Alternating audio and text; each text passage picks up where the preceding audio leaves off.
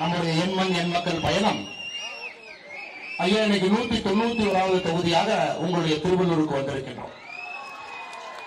ஒரு தொகுதியாக கடந்து மக்களுடைய அன்பையெல்லாம் பெற்றுக்கொண்டு தமிழகத்திலே ஒரு புதிய அரசியலை நம்முடைய எண்மண் எண் மக்கள் யாத்திரை உருவாக்கி கொண்டிருக்கிறது. இதுவரை அரசியல் பக்கம் போகாதவர்கள், ஆர்வம் இல்லாதவர்கள், தமிழகம் மாறவே மாறாது என்று நினைத்தவர்கள், திராவிட கட்சிகளிலிருந்து தமிழகத்தில் மக்களுக்கு விமோசனம் இல்லை என்று நினைத்தவர்கள் எல்லாம் இன்று பாரதிய ஜனதா கட்சியின் பக்கம், இந்த யாத்திரையின் பக்கம் வந்து கொண்டிருக்கின்றார். நிச்சயமாக ஒரு புதிய சரித்திரத்தை இந்த யாத்திரையில நாம் அனைவரும் இணைந்து எழுதிக் கொண்டிருக்கின்றோம். சகோதர சகோதரி, திருவள்ளூரை பொறுத்தவரை சரித்திர புகழ் வாய்ந்த மன்னர். பல்லவர் காலத்துல, சோழர்கள் காலத்துல, விஜயநகர் மன்னர் காலத்துல எப்பொழுதும் கூட ஆன்மீகத்திலே கோலோச்சி ஒரு பூமி. 108 திவ்ய தேசங்களில் மிக முக்கியமாக இருக்கக்கூடிய வீரராகவ பெருமாள் கோயில் இருக்கக்கூடிய திவ்ய தேச கோயில். இந்த கோவிலுடைய குளக்கரையில நாம் வெள்ளத்தை தண்ணீரை கரைத்து நம்முடைய உடலில் இருக்கக்கூடிய எந்த நோயாக இருந்தாலும் கூட இந்த கோவில் பெருமாளை வழிபட்டால் நிச்சயமாக குணமாகும் என்கின்ற பெரிய நம்பிக்கை தமிழகம் முழுவதுமே பட்டுக்கொட்டியிலிருந்து திருவள்ளூரில் இருக்கக்கூடிய வீரராகவ பெருமாளை தரிசிப்பதற்கு நம்முடைய சகோதர சகோதரிகள் எப்பொழுதும் வந்து கொண்டிருக்கிறார். ஐயா, இன்னைக்கு பாருங்க, உங்களுக்கு கிடைச்சிருக்கக்கூடிய எம்எல்ஏ, உங்களுக்கு கிடைச்சிருக்கக்கூடிய எம்பி, 2 பேருக்கு பாருங்க எப்படி இருக்காங்க. ஒரு ஜனநாயகத்துல இருவரும் மோசமாக இருந்தால் ஒரு ஊர் எப்படி இருக்கும் என்பதற்கு திருவள்ளூர் உதாரணம். ஐயா, எந்தவித அடிப்படை வசதிகள் இல்லை, ஒரு சாதாரண ரோடு கூட போடல. இன்னைக்கு யாத்திரை வருதுன்னு ஏதோ மத்தியானத்தில் அவசரமா ரோடு போட்டுட்டு இருந்தார். யாத்திரை வருகிறது என்று அவசரமாக இங்க இருக்கக்கூடிய மாநில அரசு தார் சாலை போட்டு இருக்கான். அந்த அளவுக்கு தயங்க உங்களுடைய ஆட்சி இருக்கு. கவுண்டமணி என்ன ஒரு படத்துல சொல்லுவார், இந்த குண்டூசி விற்கிறவங்க தொழிலதிபர் அப்படின்பா, எல்லாம் தொழிலதிபர் தொழிலர். இன்னைக்கு உங்களுடைய எம்எல்ஏ திமுக ஆட்சி காலத்துல எல்லாரும் கல்வி தந்தை, சாராய வைத்தவன் கல்வி தந்தை, எப்படியெல்லாம் பணத்தை சம்பாதித்தார்கள் எல்லாரும் கல்வி தந்தை. அதுபோல பல கல்வி தந்தையில ஒரு கல்வி தந்தையாக யார் இருக்காங்கன்னா உங்களுடைய எம்எல்ஏ பிஜி ராஜேந்திரன், அவரும் ஒரு கல்வி தந்தை. காரணம், ஒரு மருத்துவக் கல்லூரி நடத்துறாரு.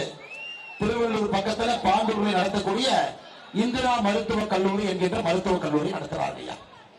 இந்த குரூப் தான், இவர் தான் 2021, 23 பல காலகட்டத்தில் நீட்டை எதிர்த்து போராடிய ஒரு கும்பல்ல உங்களுடைய எம்எல்ஏ கல்வி தந்தை என்று சொல்லக்கூடிய விஜி ராஜேந்திரன் ஒருவர்.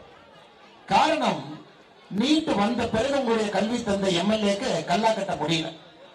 நீட் வருவதற்கு முன்பாக ஒரு சீட்டு 5 கோடி, 6 கோடி, 7 கோடிக்கு விட்டுக் கொண்டிருந்தார்கள்.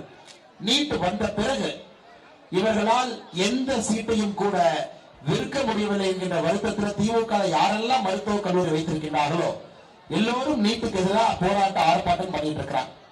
ஐயா, 2014 மோடி ஆட்சிக்கு வந்த பொழுது இந்தியாவில் மொத்தமாக இருந்த மருத்துவ சீட் 57,592. ஐயா, 57,592 தான் இந்தியாவில் மொத்தமாக இருந்த மருத்துவ சீட்டுங்க. ஐயா, இன்னைக்கு 2024 பிப்ரவரி மாசத்துல இந்தியாவில் இருக்கக்கூடிய மொத்த மருத்துவ சீட்டு 1,08,940. ஐயா, சுருக்கமாக சொல்ல வேண்டும் என்றால், சுதந்திரம் கிடைத்து முதல் 67 ஆண்டுகள் 1947 இருந்து 2014 வரை முதல் 64 ஆண்டுகள்ல எத்தனை மருத்துவ சீட் இருந்துச்சோ அதை நாம 9 ஆண்டுகள்ல இரட்டிப்பு செய்திருக்கின்றோம். சகோதர சகோதரி, சாதாரண வேலை. ஒரு பக்கம் நம்முடைய நரேந்திர மோடி அவர்கள் மருத்துவ சீட் அதிகப்படுத்துறார், அரசு மருத்துவ கல்லூரி அதிகப்படுத்துறார். இன்னொரு பக்கம் நீட் மூலமாக நம்முடைய குழந்தைகளுக்கு அதிக சீட்டு கிடைக்கிறது. தனியார் கல்லூரிக்கு போனாலும் சரி, அரசு மருத்துவ கல்லூரிக்கு போனாலும் சரி, நீட் மூலமாக பரீட்சை எழுதித்தான் செல்ல வேண்டும் என்கிற 2016 பிறகு வந்த பிறகு இது போன்ற கல்வி தந்தை எல்லாம் கஷ்டத்துல இருக்கா. அது உங்க எம்எல்ஏ உடைய கதை. உங்க எம்பி இப்பதான் தூங்கி எதிர்ச்சிருக்கார். போன தேர்தல் முடிந்த பிறகு இப்பதான் உங்களுடைய எம்பி தூங்கி எதிர்த்து தொகுதிக்குள்ள வரார். அண்ணன் ஜெயக்குமார் அவர். அவர்கிட்ட உண்மையாலுமே போய் கேட்டா, அண்ணன் கபில் தேவ் கிரிக்கெட் விளையாடுறான்னு கேட்டா, ஆமா கபில் தேவ் கிரிக்கெட் விளையாடுறாரு. உங்களோட எம்பி கிட்ட போய், அண்ணே நேற்று கூட பார்த்தோம்பா கபில் தேவ் பவுலிங் எல்லாம் போட்டார். அவர் 1983 அப்புறம் அப்டேட்டே ஆகலைங்க. அவர் 1980 காலகட்டத்தில் வாழ்ந்து கொண்டிருக்கிறார். ஒரு 2-3 நாளைக்கு முன்னாடி பார்த்தா உங்க எம்பி வந்து ஒரு பிரஸ் மீட் பண்ணார். என்னப்பா அநியாயமா இருக்கு, அதானி போய் ராமர் கோவில திறக்கிறாரு, என்னப்பா அநியாயமா இருக்கு. அதெல்லாம் வரவேற்கிறாங்க. இதை நான் வன்மையா கண்டிக்கிறேன். பத்திரிகை நண்பர்கள் நீங்களா கேட்கணும். அதானியை போய் கோவில் திறக்க வைக்கிறாங்க, ராமர் கோவில திறக்க வைக்கிறாங்க, இதெல்லாம் நியாயமான்னு கேளுங்க. அதானிக்கும் ராமர் கோவிலுக்கும் என்ன சம்பந்தம்?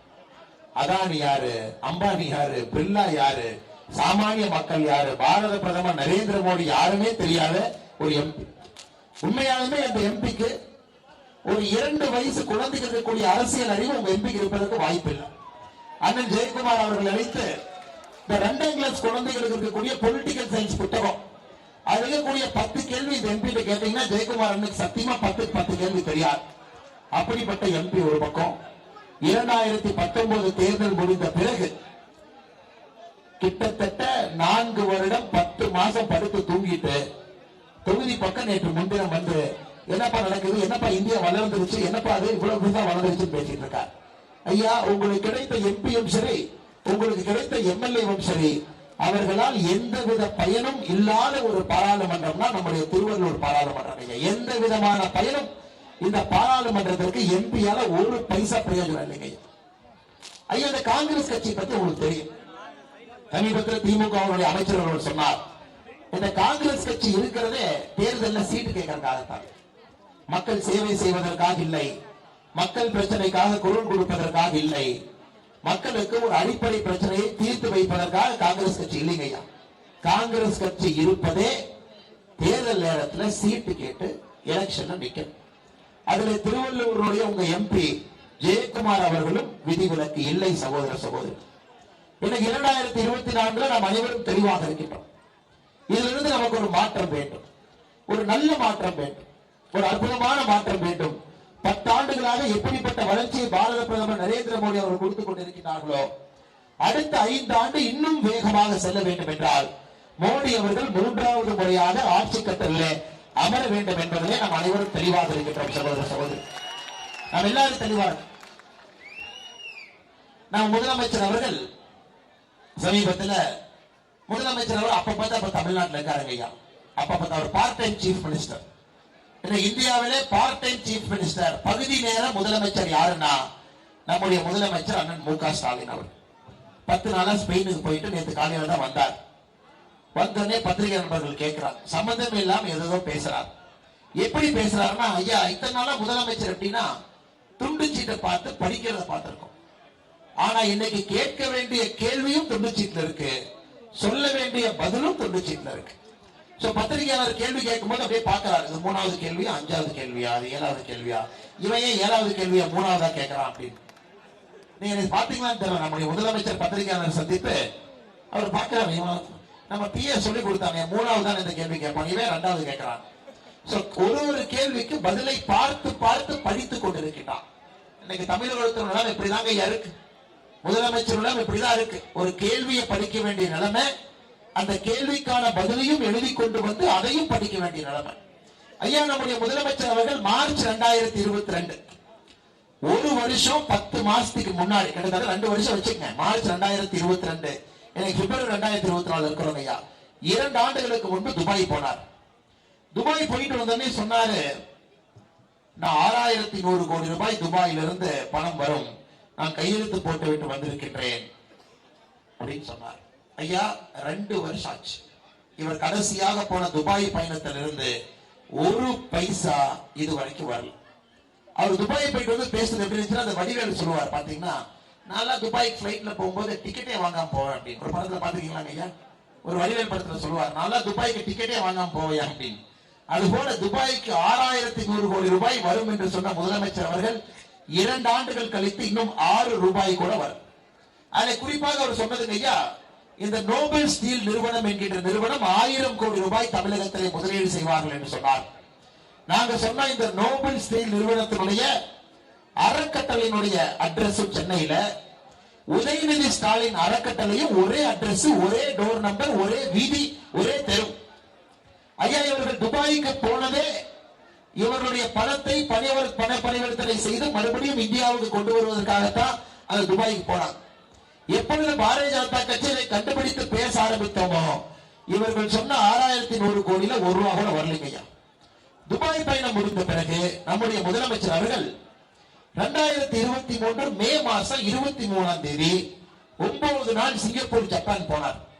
எதுக்குயா போறீங்கன்னு கேட்டா, ஜனவரி மாசம் 2024 உலக முதலீட்டாளர் மாநாடு வருது, அதற்கு அனைவரையும் வாங்க வாங்கன்னு கூப்பிடறதுக்காக போறார். சரி பரவாயில்ல, நம்ம ஊர் கல்யாணம் கூப்பிட போறார். இவர் சிங்கப்பூர் ஜப்பான் போயிட்டு வந்த பிறகு 1258 கோடி ரூபாய் வருவதாக சொன்னார்கள். 14 புரிந்துணர்வு ஒப்பந்தங்கள் கையெழுத்து போட்டிருக்கின்றோம் என்று சொன்னார்கள். அதுவும் வரும். இன்னைக்கு உலக முதலீட்டாளர் மாநாடு முடிந்த பிறகு ஸ்பெயினுக்கு போறார் 10 நாள். ஏங்க இப்பதான் உலக முதலீட்டாளர் மாநாடு முடிந்தது, முடிஞ்சு 10 நாள் கூட எதுக்கு ஸ்பெயினுக்கு போறீங்கன்னு கேட்டா, இல்ல மறுபடியும் பணத்தை வாங்கி கொண்டு போகின்ற. ஐயா, இந்த முதலமைச்சருடைய வெளிநாட்டு பயணத்துல பெரிய சிக்கல் இருக்கு. இவர் வெளிநாட்டுக்கு போனா இவர் சொன்னபடி 1 ரூபாய் பணம் வருவதில்லை. இவர் வெளிநாட்டுக்கு போறது அனைத்தும் சந்தேகமாகவே இருக்கு. அதனால்தான் நம்முடைய முதலமைச்சர் அன்னைக்கு ஒரு பகுதி நேர முதலமைச்சராக தமிழகத்திற்கு ஒருத்தர் கிடைச்சிருக்கார். சரி, தென் தமிழகத்துல வெள்ளம் வந்துருச்சு, மழை கனமழை வெள்ளம் வந்து விட்டது. அங்க மூத்த அமைச்சர்கள் யாரும் போறதில்லை. முதலமைச்சர் டெல்லியில இந்தி கூட்டணி மட்டியில் உட்கார்ந்திருக்கார். யாராச்சும் மூத்த அமைச்சர் துரைமுருகன் அண்ணன் யாராச்சும் போய் பார்ப்பாங்கன்னா, தென் தமிழகத்துல வெள்ளம் வந்துச்சுன்னா சரி செய்வதற்கு உதயநிதி ஸ்டாலின் அனுப்புறார். இவருக்கு ஸ்டார்ட் ஆக்ஷன் கேமரா சொன்னா தான் நடிப்பார். அதனால கூட டைரக்டர் கூட்டிட்டு இவரு போறார். ஸ்டார்ட் ஆக்ஷன் கேமரா பின்னாடி சொல்லியா நான் எப்படி நடிக்கிற பாரு. ஐயா, இன்னைக்கு தமிழகத்தினுடைய ஆட்சி கேலி கூத்தாக இருக்கிறது, கேலி கூத்தாக இருக்கிறது. அப்பா ஒரு பக்கம் டூர், பையன் ஒரு பக்கம் சினிமா டைரக்டரோட இப்படிதான் சுத்திட்டு இருக்கிறான். இதனால் சாமானிய மக்களுக்கு, பொதுமக்களுக்கு ஒரு பைசா திமுக ஆட்சிக்கு வந்த பிறகு 32 மாதத்துல ஒரு பைசா நமக்கு பிரயோஜனம் இல்லைங்க ஐயா. ஊழல் ஆட்சி, குடும்ப ஆட்சி, ஜாதி அரசியல் செய்து கொண்டிருக்கிறார்கள். இது அனைத்தையும் தாண்டி உண்மையை சொல்ல வேண்டும் என்றால் அடாவடித்தனமான அரசியல் திராவிட முன்னேற்ற கழகம் இறங்கியிருக்கிறார்கள் ஐயா. அதனால்தான் சகோதர சகோதரிகள் இதற்கு ஒரே ஒரு விமோசனம், 2024 மோடி அவர்கள் மறுபடியும் அங்கே வர வேண்டும், மறுபடியும் 3வது முறையாக ஆட்சி கட்டல் அமர வேண்டும். ஐயா, இன்னைக்கு மோடி அவர்களை பொறுத்தவரை பெண்கள் சொல்றாங்க, சகோதரிகள் சொல்றாங்க, மோடி சொன்னா செய்வாருங்க, மோடி சொன்னா செய்வார், அவர் சொல்லி என்னைய செய்யாம இருந்திருக்காங்க, அவர் சொன்னதெல்லாம் செஞ்சிருக்காரு. சகோதர சகோதரிகளே, மோடி அவர்கள் ஒரு ஆண்டும் ஆகஸ்ட் 15ஆம் தேதி நம்முடைய சுதந்திர தின விழால செங்கோட்டையில பேசுவாங்க. மோடி அவர்கள் ஒரு ஆண்டும் ஆகஸ்ட் 15ஆம் தேதி செங்கோட்டையில பேசும் பொழுது இந்தியா எப்படி வளர்கிறது, எதை நோக்கி செல்கிறது சொல்லுவாங்க. ஐயா, என் கையில கடந்த 10 ஆண்டுகளாக மோடி அவர்கள் செங்கோட்டையில பேசி உரையை வைத்திருக்கின்றேன். 10 வருஷமா மோடி என்ன பேசினார், ஒரு ஆண்டும் செங்கோட்டையில ஆகஸ்ட் 15ஆம் தேதி மோடி அவர்கள் என்ன பேசினாங்க உங்களுக்கு நான் சொல்ல விருப்பப்படுறேன் ஐயா. எந்த அளவுக்கு நம்முடைய மாறி இருக்கிறது என்பதை ஒரு விதத்தில் நீங்க பாருங்க. 2014 சுதந்திர தின விழா செங்கோட்டையில மோடி அவர்கள் பேசும்போது என்ன சொன்னாங்க, ஐயா நம்முடைய நாட்டுல நல்லாட்சி, வளர்ச்சி இரண்டும் 2 சக்கரமாக இருக்க வேண்டும், அதற்காக நான் பாடுபடுவேன் என்று சொன்னார். 2014 மோடி ஐயாவுடைய முதல் சுதந்திர தின உரை செங்கோட்டை. நல்லாட்சி பண்ணிருக்கோமாங்க ஐயா? 1 ரூபாய் லஞ்சம் இல்லாம மோடி அவர்கள் மட்டுமில்ல, மோடி கொண்டிருக்கக்கூடிய 75 அமைச்சர்களும் சரி, நேர்மையான ஒரு clean government, corruption free government, ஒரு அற்புதமான ஆட்சியை 10 ஆண்டு காலமாக நம்முடைய நாட்டிலே பார்த்துக் கொண்டிருக்கிறோம். ஐயா, வளர்ச்சியை பத்தி சொன்னாங்க, வளர்ச்சி நாங்க 2014 ஐயா இந்த 9 ஆண்டுகள்ல நம்முடைய உள்கட்டமைப்புக்கு மட்டுமே, சாலையா இருக்கலாம், விமான நிலையங்களா இருக்கலாம் ஐயா, ஒரு சின்ன போர்ட் சிட்டி துறைமுகமா இருக்கலாம், வந்தே பாரதா இருக்கலாம், இந்தியாவுடைய வளர்ச்சிக்கு மட்டுமே 9 ஆண்டுகள மோடி அவர்கள் 100 லட்சம் கோடி ரூபாய் செலவு செய்திருக்கிறார்கள். 100 லட்சம் கோடி. இதை நீங்க சரியா ஆராய்ச்சி பாத்தீங்கன்னா இதற்கு முன்னாடி எவ்வளவு செலவு பண்ணாங்க? சரி, மோடி அவர்கள் 9 ஆண்டுகள்ல 100 லட்சம் கோடி செலவு பண்ணியிருக்காங்க. இதற்கு முன்னாடி ஆட்சியில எப்படி பண்ணாங்க? 2004 காங்கிரஸ் ஆட்சிக்கு வந்த முதல் வருடம், அதாவது 10 ஆண்டுகள் காங்கிரஸ் ஆட்சியில் இருந்தார். 2004 காங்கிரஸ் ஆட்சிக்கு வந்த முதல் வருடத்திலே காங்கிரஸ் உள்கட்டமைப்புக்காக செலவு செய்த நிதி 1,04,000 கோடி. 1 லட்சம் கோடி 2004. 2014 காங்கிரஸ் அவர்கள் விட்டுட்டு செல்லும் போது, ஆட்சியை முடிச்சுட்டு செல்லும் பொழுது 1,88,000 கோடி. 1 லட்சம் கோடி 1,88,000 கோடி தான் 10 ஆண்டுகள். ஐயா 2014 1,88,000 கோடி. இன்னைக்கு இன்னைக்குங்க ஐயா ஒரு வருஷத்துக்கு 11 லட்சம் கோடி, 9 ஆண்டுகள்ல 100 லட்சம் கோடி. அப்படின்னா நீங்க யோசிச்சு பாருங்க, 10 மடங்கு ஒரு ஆண்டுக்கு உள்கட்டமைப்புக்கு 10 மடங்கு நம்முடைய அரசு பணம் செலவு செய்கின்றோம். ஐயா நீங்க நல்லா புரிஞ்சுக்கணும், இது குட் கவர்னன்ஸ். அதாவது நம்முடைய பணம், உங்களுடைய வரி பணம் எதுக்கு செலவு செய்யறோம்னா, முதலமைச்சர் ஸ்பெயினுக்கு போறதுக்கு விமான டிக்கெட்டுக்கு செலவு பண்ணல, உதயநிதி ஸ்டாலின் பிளைட்டை பிடிச்சு தூத்துக்குடி போறதுக்கு செலவு பண்ணலீங்க சீமானவற்றை கூட்டிட்டு. உங்களுடைய வரி பணம் முழுவதுமே லஞ்ச லாவண்யம் இல்லாமல் இந்த நாட்டினுடைய வளர்ச்சிக்காக, அடுத்த கட்ட வளர்ச்சிக்காக மோடி அவர்கள் உருவாக்கி கொண்டிருக்கிறார். நம்ம ஆட்சிக்கு வந்த பொழுது 2014 இந்தியாவுடைய மொத்த விமான நிலையங்கள் 74 ஏர்போர்ட் இந்தியாவில் இருந்துச்சுங்கய்யா. இன்னைக்கு இந்தியாவுடைய மொத்த விமான நிலையங்கள் 149, 149. திருச்சி 149வது ஐயா. சமீபத்தில் பிரதமர் அவர்கள் ஜனவரி மாசம் 2ஆம் தேதி வந்து திறந்து வச்சான். மருத்துவக் கல்லூரி சீட்டை பத்தி சொன்னாங்க ஐயா, 57,000 இருந்தது 1,08,000. நாம் எல்லாத்தையும் 67 வருஷத்துல என்ன செஞ்சாங்களோ நாம் 9 ஆண்டுகள்ல அதை இரட்டிப்பு செய்திருக்கின்றோம். 67 வருஷத்துல செஞ்சதை 9 ஆண்டுகள்ல எல்லாத்தையும் நாம இரட்டிப்பு செய்திருக்கின்றோம் ஐயா. இது 2014 மோடி அவர்கள் சொன்னது ஐயா. 2015 சொன்னாரு, 2 விஷயம் சொன்னாருங்க ஐயா செங்கோட்டையில். 2015 வீடு இல்லாதவர்களுக்கு வீடு கொடுப்போம். யாருக்கு வீடு இல்லையோ, யாரு குடிசை வீட்டில் இருக்காங்களோ அவர்களுக்கு கான்கிரீட் வீடு கொடுப்போம். இந்தியாவை ஒரு உயர்ந்த பொருளாதார நாடாக மாற்றுவதற்கு பாடுபடுவேன். இந்த 2ஐயும் மோடி அவர்கள் எப்படி செஞ்சிருக்காங்கன்னு பாப்போம் ஐயா. ஐயா 2015 தான் மோடி ஐயா ஏழை மக்களுக்கு, வீடு இல்லாதவர்களுக்கு வீடு கொடுப்பேன்னு சொன்னார். திட்டத்தை பார்த்தா ஆரம்பிச்சாங்க ஐயா. அந்த திட்டத்தினுடைய பெயர் உங்களுக்கு தெரியும், பிரதம மந்திரி ஆவாஸ் யோஜனா, பிரதம மந்திரி இலவச வீட்டு திட்டம். இன்னைக்கு 4 கோடி குடும்பங்களுக்கு வீடு கொடுத்திருக்கிறோம். 4 கோடி 2015 இருந்து 9 ஆண்டுகள்ல 4 கோடி குடும்பங்களுக்கு வீடு கொடுத்திருக்கின்றோம். தொடர்ந்துகிட்டே இருக்கு, இன்னும் வீடு இல்லாதவங்க இருக்கா, தொடர்ந்து கொண்டிருக்கிறது. அன்னைக்கு ஆரம்பிச்ச திட்டம் 9 ஆண்டுகள்ல 4 கோடி. அம்மா ஒரு வீடு இல்ல, 2 வீடு இல்ல, 4 கோடி வீடு. ஒரு வீட்டுக்கு 2,69,000 ரூபாய். ஒரு வீட்டினுடைய செலவு 2,69,000 ரூபாய் மானியம். நான் பொருளாதார நாடாக மாற்றுவேன் என்று சொன்னார் அதே வருஷத்தில். ஐயா 11வது பெரிய பொருளாதார நாடாக இருந்தோம். 2014 பொருளாதாரத்திலே 11வது பெரிய நாடாக இருந்தோம். இன்னைக்கு உலகத்தினுடைய 5வது பெரிய பொருளாதார நாடாக உயர்ந்திருக்கிறோம். 11லிருந்து 5. 2015 மோடி அவர்கள் என்ன சொன்னாரோ அதையும் செஞ்சிருக்கும்.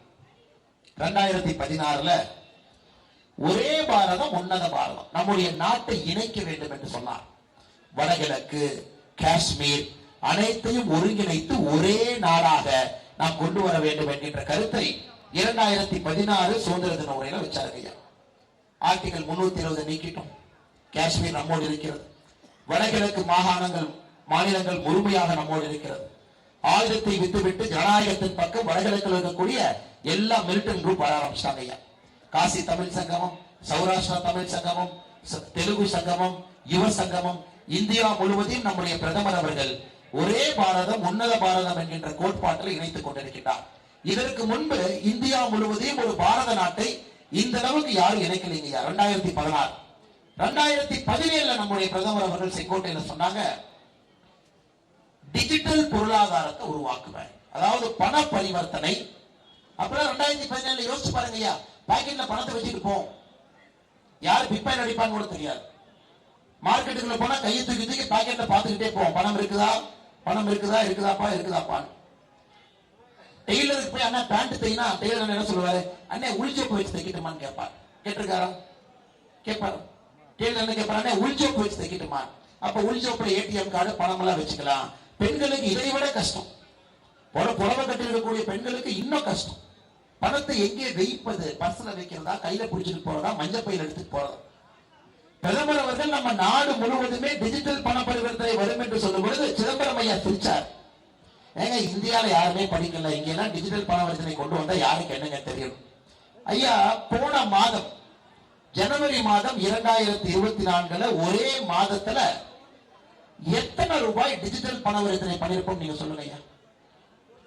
பேடிஎம், கூகுள் பே, பாரத் பே, எத்தனை ரூபாய் டிஜிட்டல் பண பரிவர்த்தனை பண்ணிருப்போம்? ஒரு கார்டை வச்சு எத்தனை ரூபாய் பண்ணிருப்போம்? 18 லட்சம் கோடி ரூபாய். இந்திய மக்கள் ஜனவரி 2024 18 லட்சம் கோடி ரூபாய். அப்படின்னாங்கம்மா, உலகத்துல 100 ரூபாய் பண பரிவர்த்தனை பண்றாங்கன்னா நாம் ஒரு நாடு மட்டுமே 46 ரூபாய் பண்ணிருக்கோம். 46% இந்த உலகத்தினுடைய டிஜிட்டல் பண பரிவர்த்தனை இந்தியா செய்து கொண்டிருக்கிறது. இதை 2017 கொண்டு வந்தார். இன்னைக்கு செய்தி காட்டியிருக்காரு. 2018 விவசாயிகளுடைய வருமானத்தை இரட்டிப்பாக்கவும். இன்னைக்கு நீங்க பார்த்திருப்பீங்க, 9 ஆண்டுகள்ல எல்லா விவசாய பொருளுடைய குறைந்தபட்ச ஆதரவு விலையை உறுதியாச்சு. விவசாய பெருமக்களுக்கு கௌரவ நிதியாக வருடத்திற்கு 6000 ரூபாய். தமிழ்நாட்டில் மட்டுமே 46 லட்சம் விவசாயி 15 தவணையில 2000 ரூபாய் வாங்கியிருக்கிறாங்க. 30,000 ரூபாய் வங்கி கணக்கு வந்திருக்கு. மண்வள அட்டை, யூரியா சப்சிடி, 45 கிலோ யூரியா மூட்டைங்க 252 ரூபாய். அது மார்க்கெட்ல நம்ம இந்தியா வாங்குற ரேட் 3000 ரூபாய். 3000 ரூபாய்க்கு 45 கிலோ யூரியா மூட்டை வாங்கி விவசாய பெருமக்களுக்கு 252 ரூபாய்க்கு மோடி அவங்க கொடுக்கிறார். யூரியா மானியம், சொட்டு நீர் பாசனம் 80% பாசனம், ஆடு மாட்டு லோன்ல இருந்து 60% மானியம். இன்னைக்கு விவசாயத்தினுடைய வருமானம் உண்மையான உயர்ந்திருக்கிறது என்றால் விவசாயிகளுக்கான பாரத பிரதமர் அவர்கள் கொண்டு வந்திருக்கக்கூடிய அனைத்து திட்டங்கள் தான் காரணம் ஐயா. அடுத்து பாருங்க ஐயா, பிரதமர் அவர்கள் சும்மாவே இருக்க மாட்டார். எல்லா வருஷமும் இந்த மாதிரி பெரிய பெரிய திட்டங்கள் சொல்லிக்கிட்டே இருப்பார். பெரிய திட்டம் அதை நோக்கி செயல்படுத்த போய்கிட்டே இருப்பார். பிரதமருடைய கனவு சின்னது இல்லைங்க. பிரதமருடைய கனவு மிகப்பெரிய கனவு. அவர் சின்ன கனவுல அவர் பிடிக்காது. நேத்து சொல்லியிருக்காரு 3 நாளைக்கு முன்னாடி, ஒரு கோடி வீட்டுல சோலார் பேனல், சூரிய ஒளியிலிருந்து மின்சாரம் எடுக்கக்கூடியத 1 கோடி வீட்டு 300 யூனிட் இலவசம்.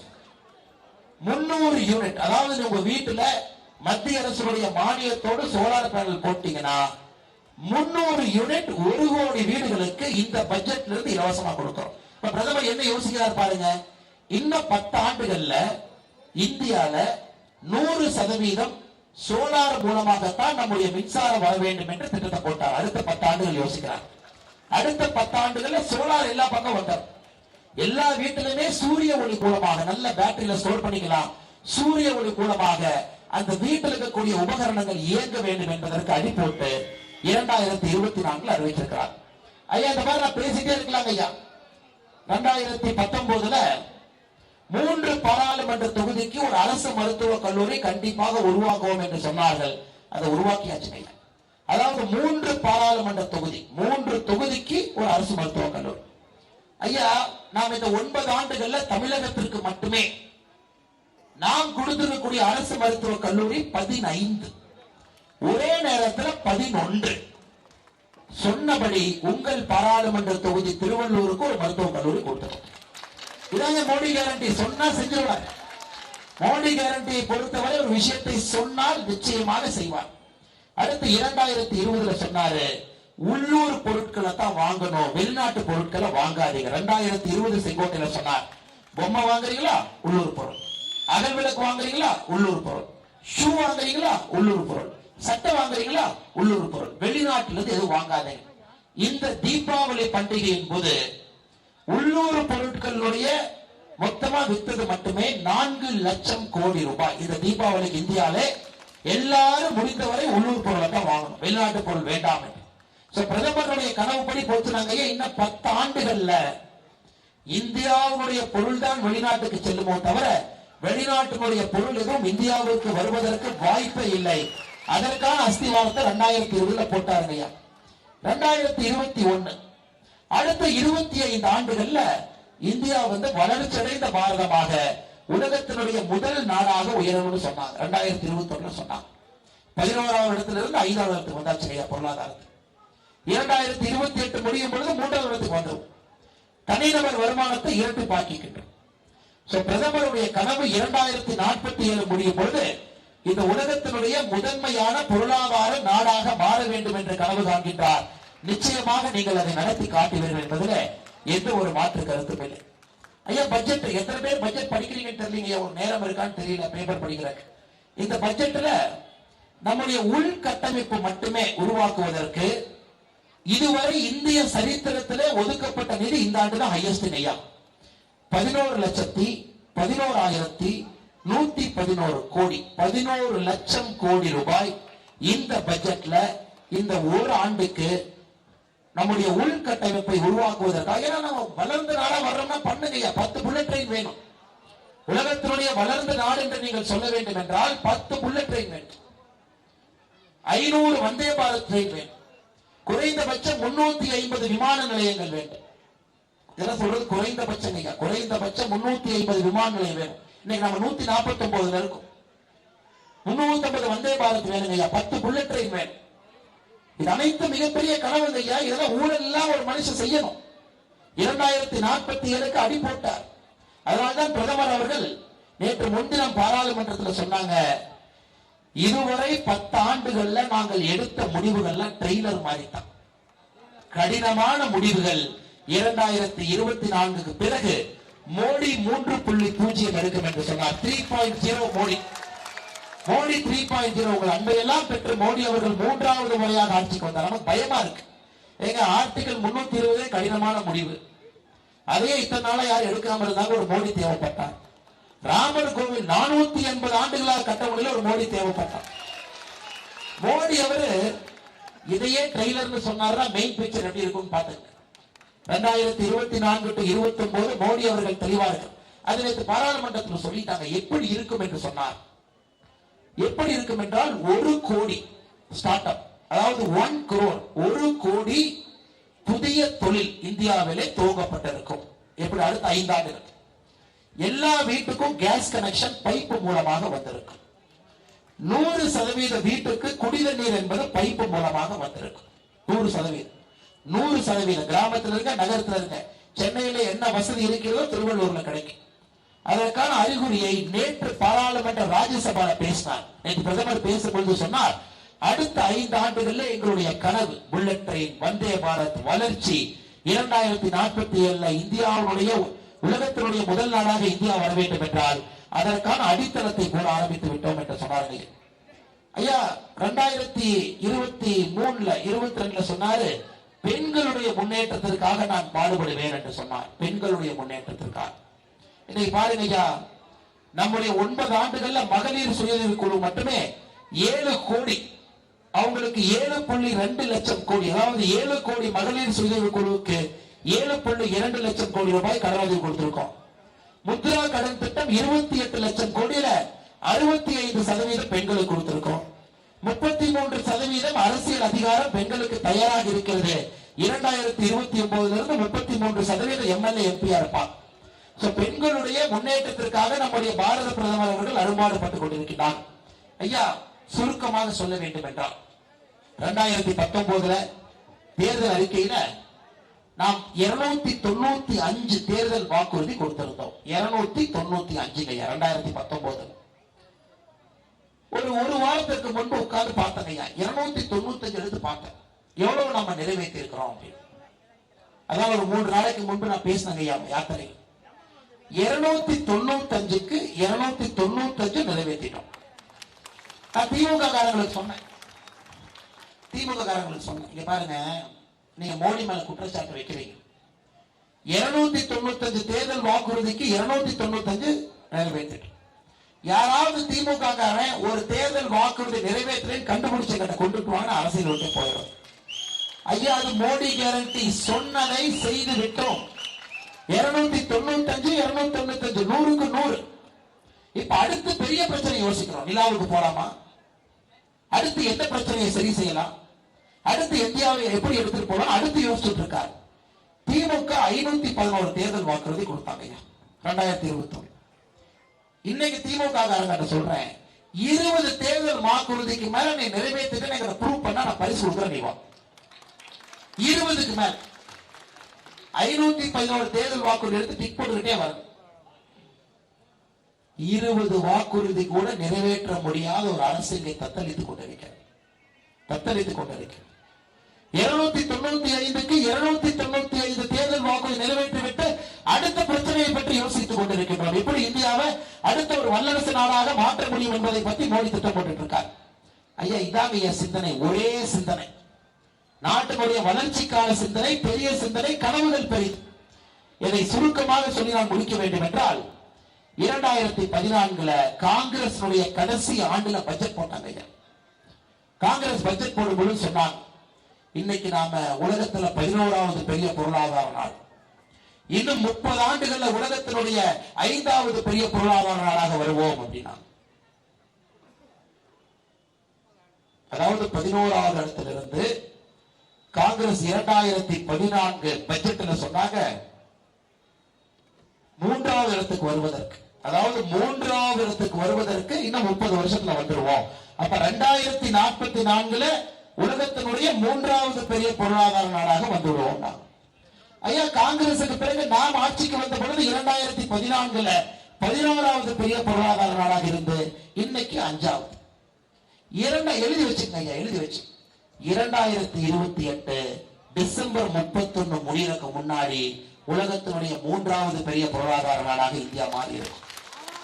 இதை பிரதமர் அவர்கள் பாராளுமன்றத்தில் சொன்னாங்க. ஐயா, உங்க சிந்தனை உங்களுக்கு 2044 தேவைப்பட்டது. மோடியினுடைய சிந்தனை 2028 அதை முடித்து காட்டுகின்றார். ஐயா, 16 ஆண்டுகள் காங்கிரஸ் சிந்தனையை விட 16 ஆண்டுகள் குறைவாக இந்தியா உலகத்தினுடைய 3வது பெரிய பொருளாதார நாடாக மாறும். அதனாலதான் ஐயா, இந்த தேர்தல் சரித்திரம் வாய்ந்த தேர்தல். யாருமே நீங்க மிஸ் பண்ணிடக்கூடாது. உங்களுடைய தலைமுறைக்காக வாக்களிக்கின்றீர்கள். அடுத்த இந்தியா எப்படி இருக்கும் என்பதற்காக நீங்கள் அளிக்கக்கூடிய வாக்கு 2024 பாராளுமன்ற தேர்தல். ஐயா, மறுபடியும் இதே எம்பி தான் நிற்பார். இதே எம்பி தான் நினைப்பாரு. இந்த காங்கிரஸ் நினைச்சு மாத்துறாங்களா? அம்மா, எங்க காங்கிரஸ் நினைச்சு மாத்துறாங்களானே? ஐயோ ஐயா, இவருதான் நிக்கிறாங்களா? வேற யாராச்சும் நிக்கிறாங்களா? ஐயா, ஏன் கேட்கிறேன்னா, 2 நாளைக்கு முன்னாடி கரூர்ல காங்கிரஸ்காரங்க மீட்டிங் போட்டாங்க. காங்கிரஸ்காரங்களே மீட்டிங் போட்டு எங்க எம்பி சரியா வேலை செய்யல, இந்த எம்பிக்கு சீட் இல்ல திமுக இடத்துக்கு. சிவகங்கையில காங்கிரஸ்காரங்க மீட்டிங் போட்டாங்க.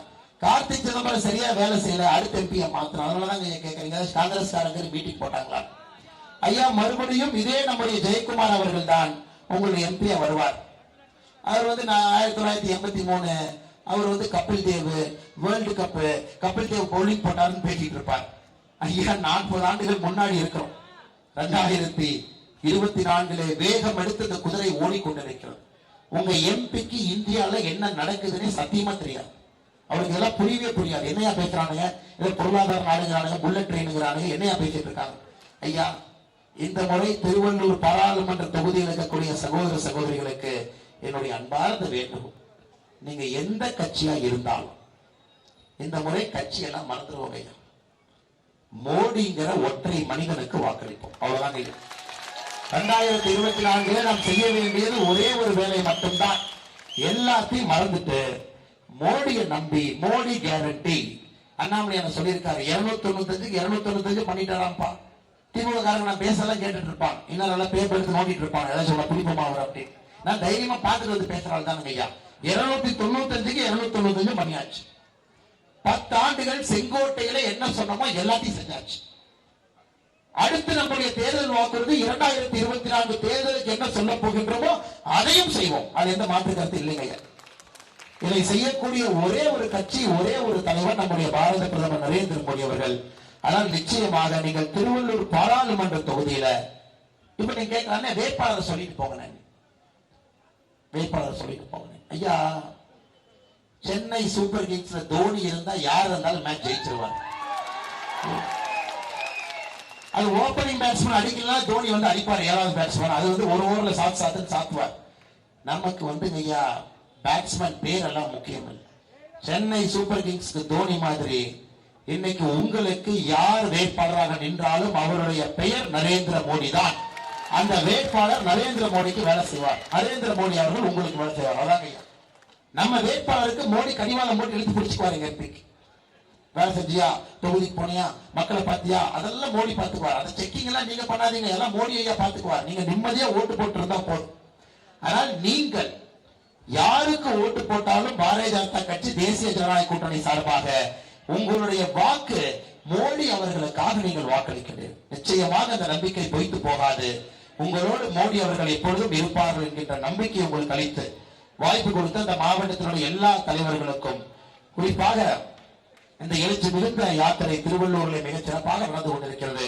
அதன் காரணமாக இருக்கக்கூடிய இந்த மாவட்டத்தினுடைய தலைவர் ராஜசிம்ம மகேந்திரா என்கின்ற அஸ்வின், 2 பேர் வச்சிருக்காங்க.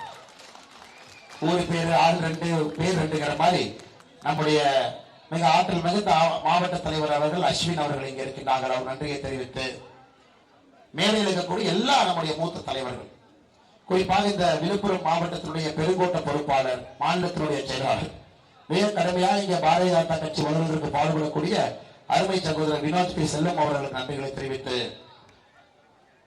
திருவள்ளூர் மேற்கு மாவட்ட பொதுச் செயலாளர் மற்றும் என் மண் என் மக்கள் யாத்திரையினுடைய மாவட்ட பொறுப்பாளர் டாக்டர் கருணாகரன் அவர்களுக்கு என்னுடைய சிறப்பு நன்றிகளை வாழ்த்துக்களை தெரிவித்து, நம்முடைய மாவட்டத்தினுடைய பார்வையாளராக இருந்து மாநில செயலராக இருந்து இந்த மாவட்டத்திலே கட்சி வளர்ச்சிக்கு அரும்பாடு பட்டுக் கொண்டிருக்கூடிய அருமை சகோதரி அனந்த பிரியா அவர்களுக்கு என்னுடைய நன்றி கலந்த வாழ்த்துக்களை வணக்கங்களை தெரிவித்து, இந்த மண்ணின் மைந்தன் முன்னாள் இந்த பகுதியினுடைய மாவட்ட தலைவர், மத்திய அரசு நலத்திட்டப்பிரிவுடைய மாநில தலைவர், என் கூட முதல் தொகுதியிலிருந்து யாத்திரையா வந்து கொண்டிருக்கக்கூடிய அண்ணன் லோகநாதன் அவர்களுக்கு நன்றி கலந்த வாழ்த்துக்களை வணக்கங்களை தெரிவித்து, யாத்திரையினுடைய பொறுப்பாளர் மாநிலத்தினுடைய துணைத் தலைவர் கே எஸ் நரேந்திரன் அவர்கள் நன்றிகளை தெரிவித்து, மாநிலத்தினுடைய பொதுச் செயலாளர் நம்முடைய சிறப்பாளர் அண்ணன் பொன் பாலகணபதி அவர்களுக்கு நன்றிகளை தெரிவித்து, பாராளுமன்றத்தினுடைய பொறுப்பாளர் நாகராஜ் அவர்கள், இணை பொறுப்பாளர் சென்னை சிவா அவர்கள், திருவள்ளூர் தொகுதியினுடைய பொறுப்பாளர் அண்ணன் கே ஆர் வெங்கடேஷ் அவர்களுக்கு என்னுடைய வாழ்த்துக்களை வணக்கங்களை தெரிவித்து, நம்முடைய ஓபிஎஸ் அணியினுடைய மாநில செயலர் முன்னாள் மாவட்ட தலைவர்